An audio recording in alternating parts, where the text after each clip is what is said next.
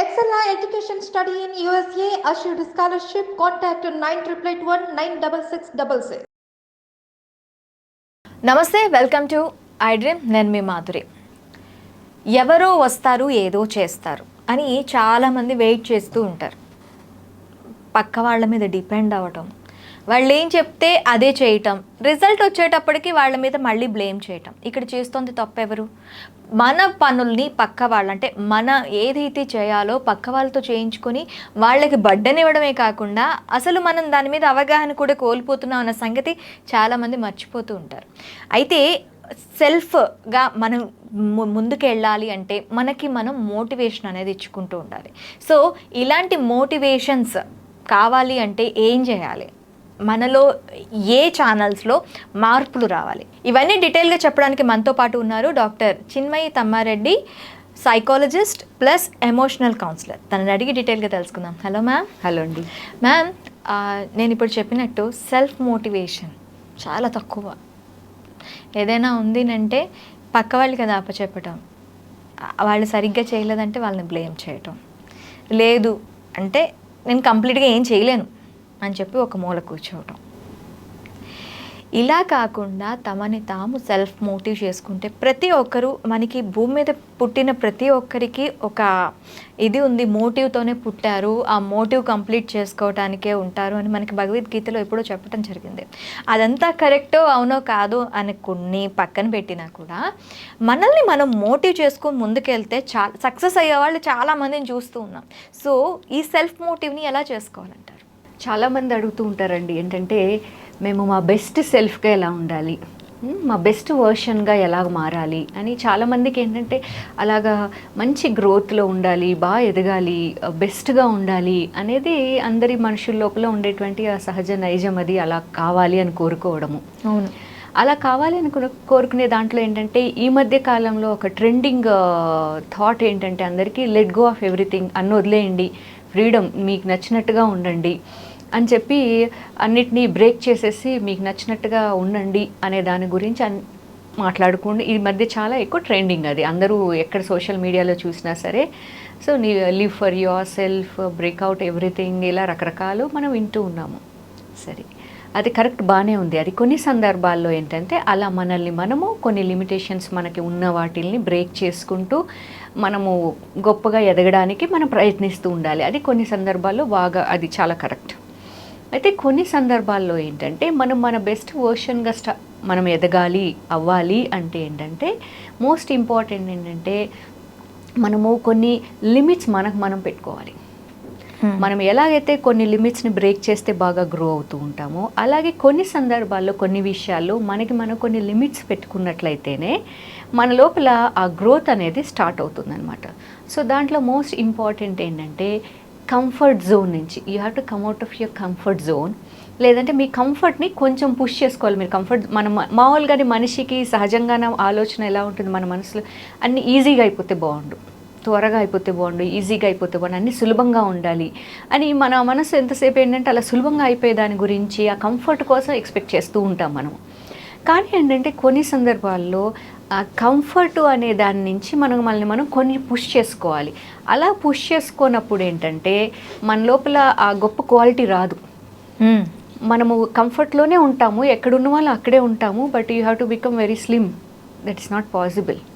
And great qualities మనకి acquire చేయాలి అంటే దానికి కొంచెం హార్డ్ వర్క్ చేయాలి. సో ఏంటంటే మానసికంగానే కొంతమంది ఏంటంటే ప్రయత్నం చేయడానికి కొంచెము కష్టపడుతూ ఉంటారన్నమాట. ఇలా అలా చేయాలా, నేను ఈ కంఫర్ట్ పోతుందేమో తెలియకుండానే మన లోపల ఆ భయాన్ని కావాలని డెవలప్ అయిపోతుంది అనమాట. అదేంటంటే వాళ్ళు పుష్ చేసుకోలేరు, దానికి ఎన్నో ఎక్స్ప్లెనేషన్స్ ఇచ్చేసుకుంటారు. నా వల్ల కాదనో, నాకు అంత కెపాసిటీ లేదనో, నా సిచ్యువేషన్స్ కుదరట్లేదనో, ఎన్నో రకాల ఎక్స్ప్లెనేషన్స్ మనం ఇచ్చుకుంటాం. కానీ ఏంటంటే కొంచెం ఆ కంఫర్ట్ నుంచి మనల్ని మనం పుష్ చేసుకోవాలి. కొన్ని చోట్ల ఏంటంటే ఇమోషనల్గా మనము ఛాలెంజింగ్ సిచ్యువేషన్స్ వస్తాయి. వైఫ్ అండ్ హస్బెండ్ దగ్గర కావచ్చు, ఇష్టమైన వాళ్ళ దగ్గర కావచ్చు, ద క్లోజ్డ్ వన్స్ దగ్గర కావచ్చు. చాలా కొన్నిసార్లు మనం ఎంతో ప్రేమ చూపించిన ఆ ప్రేమను మనం పొందలేని పరిస్థితుల్లో చాలా బ్రేక్ అవుతూ ఉంటారు. సో ఆ టైంలో స్వీకరించలేకపోతూ ఉంటాము. ఎందుకు ఇలాగా, నేను అంత ప్రేమగా అంత అండర్స్టాండింగ్గా ఉన్నప్పుడు ఎదుటి వ్యక్తి దగ్గర నుంచి అలాంటి ఎందుకు నాకు రావట్లేదు అనే దాని గురించి చాలా ఘర్షణ లోపల జరుగుతూ ఉంటుంది.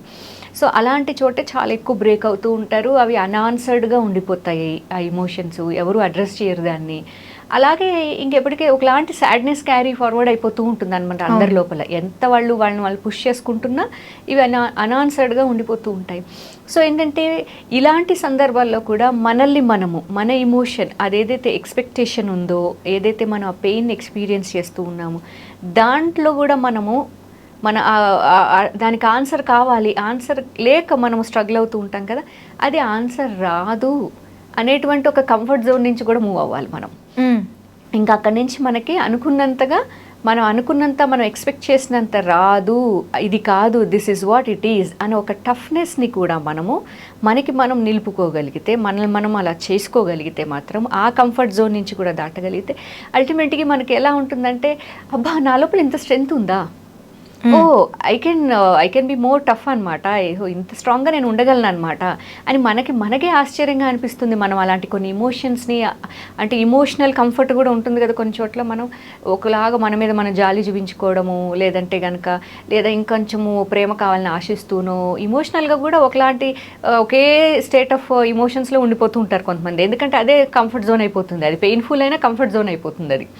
సో ఇలాంటి వాటిల్లో కూడా ఎలా అయితే ఎక్స్టర్నల్ వరల్డ్లో మనము హెల్త్ వైజ్గా కావచ్చు, ఫిట్నెస్ కోసం కావచ్చు, లేదా మనం ఇంకొంచెం సక్సెస్ఫుల్గా లైఫ్లో కెరీర్లో ముందుకెళ్ళడం కోసం కావచ్చు, ఎలాగైతే మన కంఫర్ట్ జోన్ నుంచి బయటకు రావాలో అలాగే ఇమోషనల్గా కూడా కొన్నిలాంటి కంఫర్ట్ జోన్స్లో మనం ఉండిపోతూ ఉంటాం తెలియకుండా.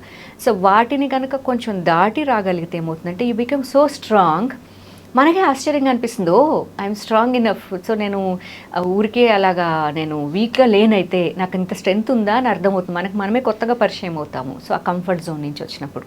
Okay. And also other thing వచ్చేసి ఏంటంటే క్విట్టింగ్, అంటే ఈజీగా అన్నిటినీ మనం వదిలేస్తూ ఉంటాం అనమాట. ఒక 4 రోజులు ఏదైనా ప్రాక్టీస్ చేసిన తర్వాత ఇంకా నా వల్ల కాదులే అని వదిలేయడము. అందులో నేను ఫస్ట్ ఉంటా. సో అలా ఏంటంటే ప్రతి దాంట్లోనూ మనము త్వరగా వదిలేస్తూ ఉంటాం అనమాట. వి క్విట్ వెరీ ఫాస్ట్. అదే అలవాటు ఏమవుతుంది, ఇప్పుడు యంగ్స్టర్స్లో తీసుకున్నట్లయితే ఏమవుతుందంటే, వాళ్ళు ఒక అమ్మాయి నన్ను డిచ్ చేసింది, నన్ను ప్రేమించట్లేదు, so I just want to end my life. So ఏంటంటే యంగ్స్టర్స్లో ఈ మధ్య ఎక్కువ ఇలా వింటున్నాం, ఎవరో టీజ్ చేశారు, సో కాబట్టి I don't want to live, I don't have that, అంత నేను ఫేస్ చేయలేని సిచ్యువేషన్ని. సో ఇలా ఏంటంటే కాలేజెస్లో అంత టీజింగ్ కావచ్చు, ర్యాగింగు, అండ్ దెన్ ఈ లవ్ బ్రేకప్స్, ఇవన్నిట్లో ఏంటంటే మనము లైఫ్ నుంచి క్విట్ చేయాలని చూసేది ఒకవైపు అయితే, ఇంకొక వైపు గోల్స్ ఏదైనా మనం ఒకటి నేర్చుకోవాలి, ఒక 4 సార్లు నేర్చుకున్నాము, 4వ సారి రాలేదు అనగానే వదిలేస్తాం. సో గొప్ప వాళ్ళని చూసినట్లయితే వాళ్ళు 1 సారో 10 సార్లు 100 సార్లు ఎన్నోసార్లు ప్రయత్నిస్తే కానీ ఆ రిజల్ట్ రాలేదు. సో అలా ఏంటంటే అల్టిమేట్గా మనం ఏదైతే అనుకుంటున్నామో దాన్ని రీచ్ అవ్వడం కోసం ప్రయత్నం చేస్తూ ఉండాలి. మధ్యలో అప్పుడప్పుడు you can take a break, కానీ మళ్ళీ అదే దానికోసం ప్రయత్నం చేస్తూ ఉండాలన్నమాట. సో అలాగే ఏంటంటే ఈజీ క్విట్టింగ్ చేసినప్పుడు ఏమవుతుందంటే, how are you going to be your best version, మనము అంత గొప్పగా ఎలా ఉండగలుగుతాము, మనము ఈజీగా వదిలేసే వాళ్ళమైతే పట్టుదల. మనం మన సెల్ఫ్ బెస్ట్గా మారాలి అంటే టిప్స్ ఏంటి, అసలు ఏం చేస్తే కరెక్ట్గా ఉంటాం మనం? అదే అండి, ఇప్పుడు ఈ ప్లానింగ్స్ ఏమైనా మనము ఒక్కసారి ఇవన్నీ కూడా అర్థం చేసుకోగలిగితే you will know the solution ఏంటి. క్విట్ చేయకూడదు అంటే ఆ పట్టుదల రావాలి కదా మన లోపలికి, మన స్వభావం మనకు అర్థం అవ్వాలి కదా. నేను ఈజీగా వదిలేస్తున్నాను, ఈజీగా వదలనకుండా ఉంటే దాంట్లో నిలబడగలిగితే ముందుకెళ్ళగలుగుతాము. అవును. So and the other thing is ఏంటంటే కంపారిజన్. ఈ కంపారిజన్ ఏంటంటే this will create a hell out of life. మనకి నరకాన్ని చూపించేది ఏంటి అంటే కంపారిజన్. ఇదేం చేస్తుంది, ఉన్న దాంట్లో ఉండనివ్వదు. ఎంతసేపు విల్ బి లుకింగ్ అవుట్ అనమాట, వాళ్ళు అలా ఉన్నారు, వీళ్ళు ఇలా ఉన్నారు, ఐఎమ్ నాట్ లైక్ దట్ అని కంటిన్యూస్గా మిమ్మల్నిగా నాట్ ఓన్లీ మనల్ని మనం కంపేర్ చేయటం కాదు, మన చుట్టుపక్కల ఉన్న వాళ్ళు కూడా మనల్ని కంపేర్ చేసి చూపిస్తూ ఉంటారు. చూడు వాళ్ళు ఎంత బాగున్నారు. ఈ రిలేషన్స్ బ్రేక్ అవ్వటానికి మెయిన్ రీజన్ ఇది కూడా. కొంతమంది ఏంటంటే, చూడు వాళ్ళు ఎలా ఉన్నారో, వాళ్ళు ఎలా చేస్తున్నారో, నువ్వెందుకు చేయలేకపోతున్నావు అంటే, everyone has that capacity, but అది కొంచెం ఈగోకి పోకుండా, అవతల వాళ్ళ ఈగోకి పోకుండా వాళ్ళలా మనం చేయగలిగితే, నాట్ ఓన్లీ యూ, మనం చేయగలిగితే, ఇప్పుడు వాళ్ళు అలా చేస్తున్నారంటే వాళ్ళకి సపోర్ట్ ఇచ్చే వాళ్ళకి కూడా వాళ్ళు ఇది హెల్ప్ అవుతుంది కదా వాళ్ళకి. సో వాళ్ళు అలా ఉన్నారు అంటే వాళ్ళకి సపోర్టింగ్ మెకానిజం ఉంది. సో ఈ సపోర్టింగ్ మెకానిజం ఇక్కడ ఈ పర్సన్కి కూడా ఇవ్వగలిగితే ఆ కంపారిజన్, ఆ సపోర్టింగ్ మెకానిజంతో వస్తే బాగుంటుంది. ఈగోస్కి పోయి చాలామంది బ్రేకప్స్ కూడా దీనివల్లే అవుతున్నాయి. అవునండి. సో వర్క్ ప్లేస్లో బేసిక్గా ఇలాంటి కంపారిజన్ ఎందుకు జరుగుతుంది అంటే ఇంకొంచెం బాగా పర్ఫామ్ చేయాలి అనేటువంటి ఒక కంపారిజన్.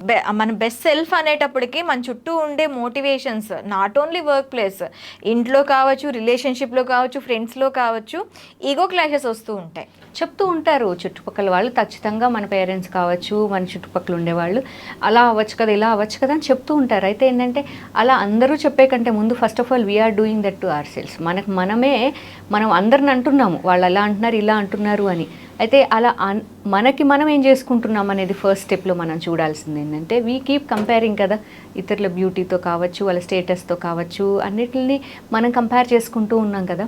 సో ఏంటంటే ఆ కంపారిజన్లో కూడా ఏంటంటే దానివల్ల ఏమవుతుందంటే రష్డ్ గోల్స్, అంటే ఏంటంటే ఒక గోల్ పెట్టుకుంటాం, అది సాధించాలి అనుకుంటాం. అయితే ఏంటంటే ఇంతలోపల వేరే వాళ్ళని పోల్చుకుంటూ ఏంటంటే దాన్ని వెళ్ళాల్సినటువంటి స్పీడ్ కంటే ఇంకొంచెం ఫాస్ట్గా దాన్ని చేయాలని ప్రయత్నిస్తాం. దానివల్ల ఏమవుతుంది, ultimately you end up with failure. So అలాగ రష్డ్ గోల్స్, దాని తర్వాత ఏంటంటే ఒక డిస్సాటిస్ఫైడ్ లైఫ్, ఒక అసంతృప్తిగా అనిపిస్తుంది అనమాట, హ్యాపీగా అనిపించదు, మీకున్న దాంట్లో ఒక హ్యాపీనెస్ అనిపించదు, ఎందుకంటే you keep comparing your self with others. And also ఒక అసమర్థతగా, అంటే నాకు అంత కెపాసిటీ లేదు అనేటువంటి అసమర్థతగా కూడా ఫీల్ అవుతూ ఉంటారనమాట. అండ్ ఆల్సో దాని తర్వాత ఏంటంటే ఈ బెస్ట్ వర్షన్గా తయారవ్వాలి అంటే కూడా one of the most important thing is cell phone usage. ఇది తగ్గించాలి. ఎందుకంటే we're all the time into something. ఇప్పుడు ఒక గొప్ప వ్యక్తిగా, ఒక స్థిరమైనటువంటి ఒక వ్యక్తిత్వంతో మీరు అట్లాగా దృఢంగా నిలబడాలి, గొప్పగా తయారవ్వాలి అంటే మీతో మీరు కూడా ఉండగలిగేటువంటి ఆ శక్తి మీకు ఉండాలి. మన లోపల అన్ని రకాల శక్తులు ఉన్నాయి. అవి మనం ఎప్పుడు తెలుసుకోగలుగుతాము, ఎప్పుడైతే మనతో మనం కూడా టైం స్పెండ్ చేసినప్పుడు. మీరు all the time watching something, ఏదో ఒకటి కొంచెంసేపు కామ్గా ఉండాలి అంటే మనసు వెంటనే ఇంకేదో గుర్తు చేస్తుంది, ఎవరో ఫ్రెండ్ని గుర్తు చేస్తుంది, ఏదో రీల్ గుర్తు చేస్తుంది, కొంచెంసేపు అలాగ ఉండలేకపోతున్నారు కదా. అప్పుడు కంటిన్యూస్గా యూఆర్ విత్ సంథింగ్. ఇప్పుడు ఎవరూ లేకపోయినా మొబైల్ ఫోన్ చాలు అందరికీ. అవును, ఎవరు అవసరం లేదు, అదొకటి 1000 friends equal to 1000 friends. So అలాంటప్పుడు ఏంటంటే you're all the time into something. అలా ఉన్నప్పుడు ఏంటంటే మీరు మీతో కూడా లేనప్పుడు మీరు గొప్ప వ్యక్తిగా వీలు కాదు. మీరు you cannot be great person. So మీతో మీరు కూడా ఉండగలగాలి. ఆ సెల్ ఫోన్ యూసేజ్ కొంచెం తగ్గించాలి. ద అదర్ థింగ్ ఏంటంటే ఏదో ఒక గొప్ప మంచి సమయం వస్తుంది, అప్పుడు స్టార్ట్ చేస్తాను నేను. సో వెయిటింగ్ ఫర్ టైం ఏంటంటే ఏదో ఒక మంచి టైం వస్తుంది, అప్పుడు స్టార్ట్ చేస్తాను అని వాయిదా వేస్తూ ఉంటారనమాట. ఆ వాయిదాలు వేయడం మానేసి you plan something for your life. ఇది ఇలా చేయాలనుకుంటున్నాను, ఉదయం లేచిన వెంటనే ఇది చేయాలి నేను, this month I need to do something, this year I need to do something. అది మీ హెల్త్ కోసమే కావచ్చు, లేదా మీ ఫిట్నెస్ కోసమే కావచ్చు, మీ కెరీర్ కోసమే కావచ్చు. So you plan something and దానికోసం వెయిట్ చేస్తూ ఉండద్దు. కొన్ని సందర్భాల్లో పరిస్థితుల ప్రకారం మనం వెయిట్ చేయాల్సి రావచ్చు, కానీ అక్కడే ఆగిపోవద్దు. Then plan something else.